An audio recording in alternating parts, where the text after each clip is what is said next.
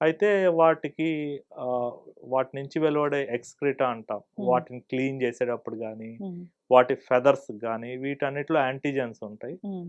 ఆ యాంటీజెన్స్‌కి మనము పీల్చినప్పుడు హ్మ్. క్లీనింగ్ అప్పుడు గానీ, లేకపోతే వాటి దగ్గర ఆడుకోవడం గానీ, పిల్లలు గానీ, హ్మ్. లేకపోతే పెద్దవాళ్ళు ముఖ్యంగా ఆడవాళ్ళు క్లీన్ చేయడం గానీ, ఇట్లాంటి ప్రాసెస్‌లో ఉన్నప్పుడు ఏమవుతుందంటే, అవి గాలిలో దుమ్ములాగా లేచి అవి పీలుస్తారనమాట. హ్మ్. దాంట్లో 2 రకాల ఇబ్బందుంటుందండి. ఒకటేంటంటే, దాంట్లో కొన్ని ఫంగస్‌కి సంబంధించినవి ఉంటాయి.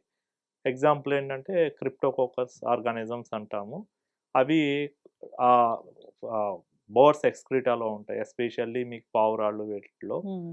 అలానే వాటి ఫెదర్స్‌లో గాని, ఎక్స్‌క్రిటాలో యాంటీజెన్స్ ఉంటాయి. దానివల్ల ఏంటంటే, హైపర్ సెన్సిటివిటీ న్యూమోనైటిస్ అంటారు. అది ఒక రకమైన ఐఎల్‌డి ఇంటర్‌స్టిషియల్ లంగ్ డిసీజ్ అంటాము. అది రావచ్చు. అది 2 రకాలుగా ఒకసారి యాంటిజెన్ తక్కువ టైంలో ఎక్కువ మొత్తంలో ఎక్స్‌పోజ్ అయినప్పుడు ఏంటంటే, స్టార్టింగే సివియర్‌గా వస్తుంది. అది హ్మ్. ఒక రకమైన వెరైటీ. ఇంకొకటి కొద్ది మొత్తంలో లాంగ్ టర్మ్ చాన్నాళ్ళ పాటు స్లోగా ఎక్స్‌పోజ్ అయితే ఏమవుతుందంటే, అది కాస్త ఫైబ్రోసిస్‌కి వెళ్ళిపోతుంది. హ్మ్. దాన్ని క్రానిక్ హైపర్ సెన్సిటివిటీ న్యూమనైటిస్ అంటాం.